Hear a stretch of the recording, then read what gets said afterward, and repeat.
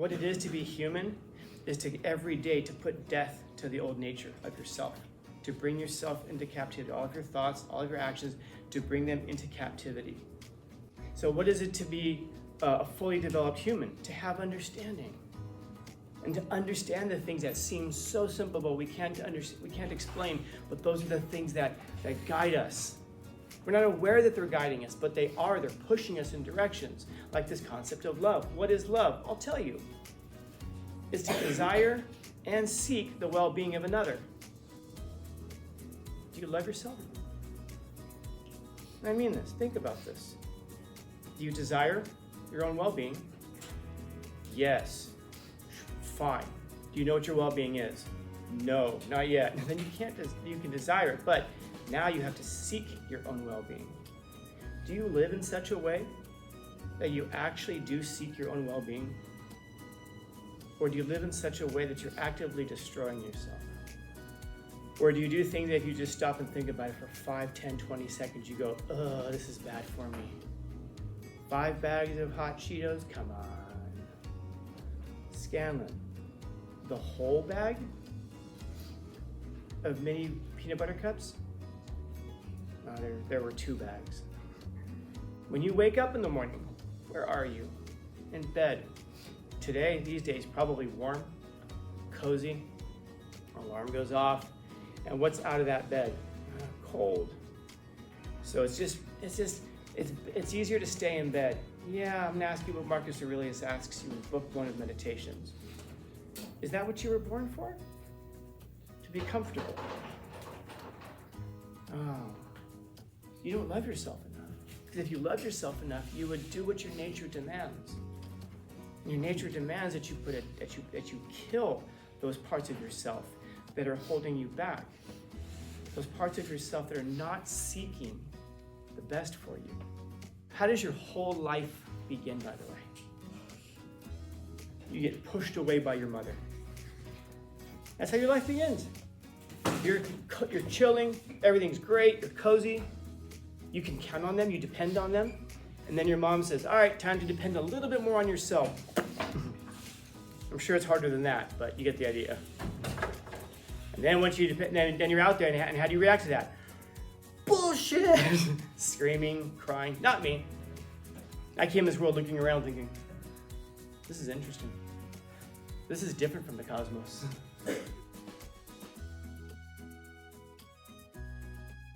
How many of you know what love is? Oh, you cowards. Yeah. I would suggest you, okay, the very fact that I'm talking about it, how many of you are sitting there mystified going, what is this word he keeps using? Love. I must look this word up, and you have it in your margins there to look up what this word means. And so I would suggest then that out of all of you, you all know what love is. One person's brave enough to admit it, and then the rest of you probably think I'm setting you up for something. But I promise you I'm not. I promise you I'm not, yeah. I think it's different for every single one of us. We're not all the same. Well, that's like saying red is different for everybody. We might be wrong about what it is. We might have difficulty describing it. But is it really different for all of us? Because if it's different, we can't talk about it. You could be talking about love. I could be talking about a computer.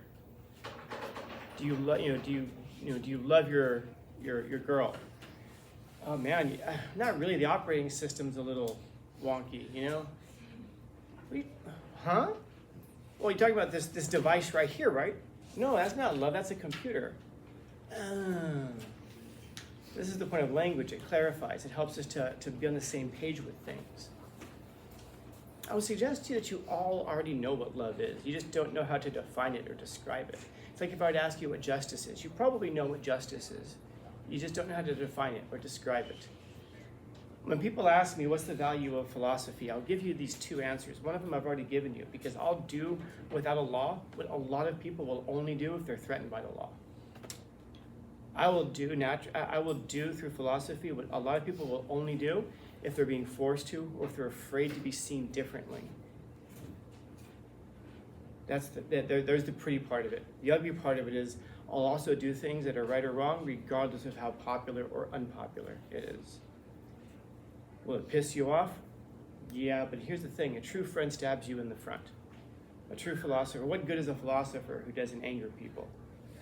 As Diogenes said. And it's not designed to anger you, because the second part of philosophy is to seek clarity. That's all it is, to seek clarity. When I ask these questions, what is justice? What is love? We can't talk about them unless we understand them.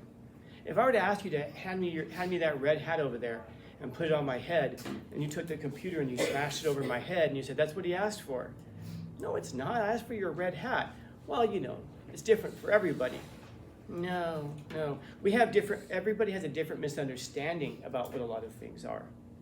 But we all have a general conception of what it is to be good.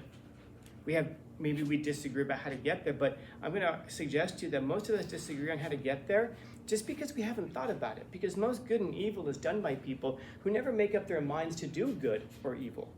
And if I were to ask you now, what is love? I wonder how many of us have actually sat there and thought about it. And so I wouldn't expect us to have an answer. I'd expect us to have reactions to things. And I completely understand, because the language is so muddy with it. Anybody in here love pizza? Anybody in here love your mom? Hopefully you feel differently about your mom as you feel about pizza. Anybody in here love your significant other? Hopefully you feel differently about them than you feel about pizza, and so forth. And then if I were to ask you if you love justice, if you love truth, hopefully you feel differently about justice and truth than you feel about pizza and your mom. But the thing about love is to figure out what it really is at a deep level, and then see what it has in common with expressions, and then that's how you can find out. That's what it is.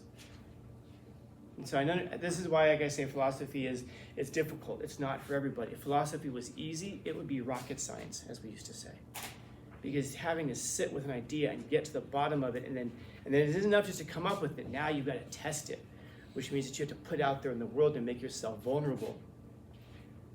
The very word itself, human, by the way, I would suggest to you you can't separate the word human from love. At its very base, the Greek word for human is humando. And the Greek word for human, humando, is also very closely connected to the Greek word for burial. Death, to be buried. So to be human is to be buried? Kind of. So to be in love is to be buried? No, but it's to die for sure. Hopefully you're thoroughly confused now, so I can bring it maybe to the center. What it is to be human is to every day to put death to the old nature of yourself, to bring yourself into captivity, all of your thoughts, all of your actions, to bring them into captivity. Does a 6-month-old love you? 6-month-old doesn't care about you. 6-month-old is going to cry. Why? Because it's hungry. Does it care that you haven't slept? Does a 2-year-old care if you had a long day? No, they just can't understand it. They don't care to understand it. They want what they want. Well, that's just because they don't understand. Oh, yes. Because that's a big part of maturity, to understand. To be immature is to lack understanding. To be mature is to have understanding. So now we're getting somewhere. So what is it to be a fully developed human? To have understanding. And to understand the things that seem so simple, but we can't explain, but those are the things that guide us. We're not aware that they're guiding us, but they are. They're pushing us in directions, like this concept of love. What is love? I'll tell you. It's to desire and seek the well-being of another. To desire the well-being of another person and to seek their well-being. So to want the best for them and to seek the best for them. It isn't a sentiment. It isn't a feeling. Maybe the feelings will inspire that. But what that means is that does a 6-month-old, does a 2-year-old desire and seek your well-being? No, it seeks the well-being of itself, because that's the natural state of who we are. To be self-seeking, to be selfish, to be narcissistic. So then how do you love? You've got to mature. You have to understand that, and you have to bury, you have to amado the old self, the old you. You have to kill and bury those self-seeking, those self-centeredness things, the narcissistic part of you. Because once you do that, now you're free. And the freedom only comes through understanding, to be able to seek the well-being of another and to want it in the first place. And I wonder how many of you guys, as someone, even if it's a little bit facetiously, your parents will tell you some story about something that you did when you were a little kid. Like, oh my gosh, I was sleeping and you learned how to boil water, and then you came in, you poured boiling water on me to wake me up. And you're like, oh my God, I can't believe I did that. By the way, that's a true story that a student told me. Yeah. Do you think the parent holds that grudge against them from when they were 4 or whatever? No. Yeah, and the person's like, oh my God, I feel so bad about that. They kind of do, yeah. But they have an understanding that at that time, it was the original self. It hadn't been buried yet. So to grow old and to grow mature means to put death to your old self. And once you can do that, then you can seek and you can desire and seek the well-being of another person. So to love is very closely connected to death. And doesn't that seem to make sense? What do we do when someone dies? We all get together, we celebrate them, we bury them, or we cremate them. We put their body in a place that's either symbolically important or in a place where we can go find them later and go talk to them symbolically. All of this stuff is connected. To be able to love is to be human. And that means having to put to death the self-centered parts of ourselves. And by the way, that doesn't mean you now ignore yourself, because there is a type of love that probably is before everything else, which is a type of self-love. You ready? Do you love yourself? I mean this. Think about this. Do you desire your own well-being? Yes. Fine. Do you know what your well-being is? No, not yet. Then you can desire it, but now you have to seek your own well-being. Do you live in such a way that you actually do seek your own well-being? Or do you live in such a way that you're actively destroying yourself? Do you live in a way that actually builds you up, that you are aware builds you up? Or do you do things that if you just stop and think about it for 5, 10, 20 seconds, you go, oh, this is bad for me. 5 bags of hot Cheetos? Come on. Scanlon, the whole bag of mini peanut butter cups? There were 2 bags. When you wake up in the morning, where are you? In bed. Today, these days, probably warm, cozy. Alarm goes off. And what's out of that bed? Cold. No, it's going to be fine when I get in the shower. Yeah, but you got to wait for that shower to warm up, right? And then you get to the car, maybe the car's cold, but then you have to wait for the car to warm up, or maybe you're walking to school and you have to wait till your blood warms up. So it's easier to stay in bed. Yeah, I'm going to ask you what Marcus Aurelius asks you in Book 1 of Meditations. Is that what you were born for? To be comfortable. Oh, you don't love yourself enough. Because if you love yourself enough, you would do what your nature demands. And your nature demands that you kill those parts of yourself that are holding you back. Those parts of yourself that are not seeking the best for you. It's easy to say I desire the best for me, for myself. Fine, that's the first step in love, man. But you also have to do it.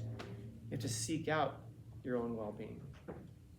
And once you can desire and seek your own well-being, now you can desire and seek the well-being of another. If you don't have well-being yourself, you can't give it to another person.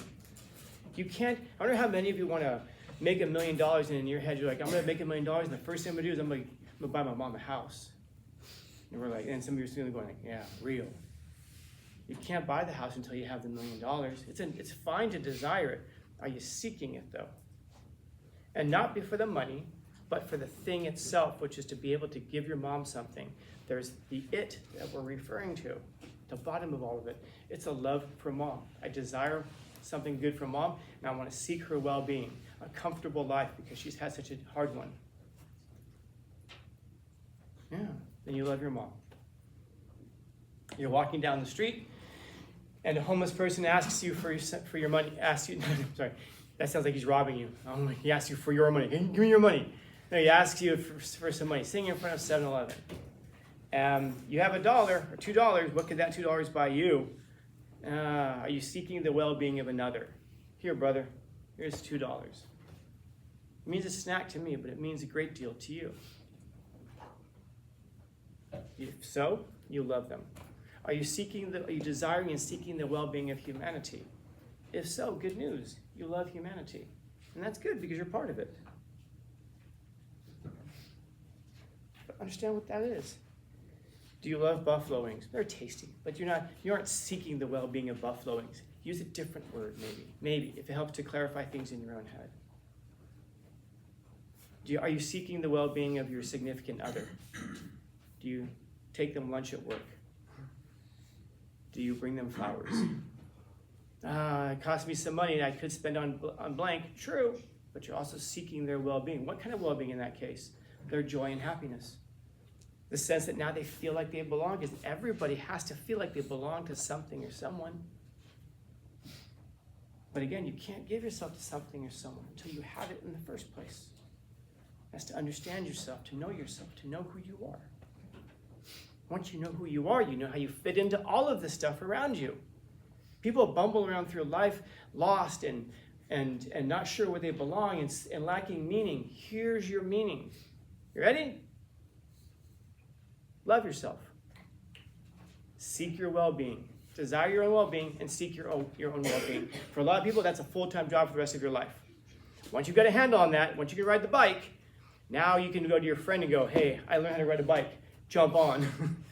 And hopefully you and your friend now, your significant other, can now go through life on this bike. Sometimes it'll be a little rocky. Sometimes they, might fall off. But understand that if that person in the back is not also seeking your well-being and desiring your well-being, they might be like, this is so much fun. Watch this, and then yank you back as you're riding the bike, and you both crash. And then they're like, oh man, I messed that up again, didn't I?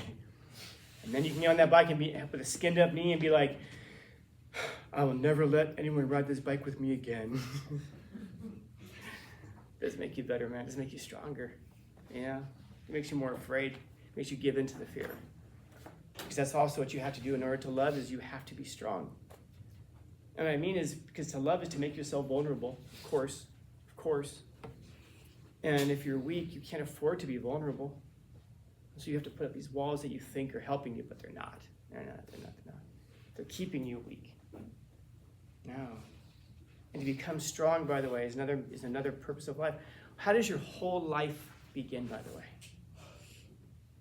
You get pushed away by your mother. That's how your life begins. You're chilling, everything's great, you're cozy, you can count on them, you depend on them, and then your mom says, all right, time to depend a little bit more on yourself. I'm sure it's harder than that, but you get the idea. And then once you depend, then you're out there, and how do you react to that? Bullshit! Screaming, crying. Not me.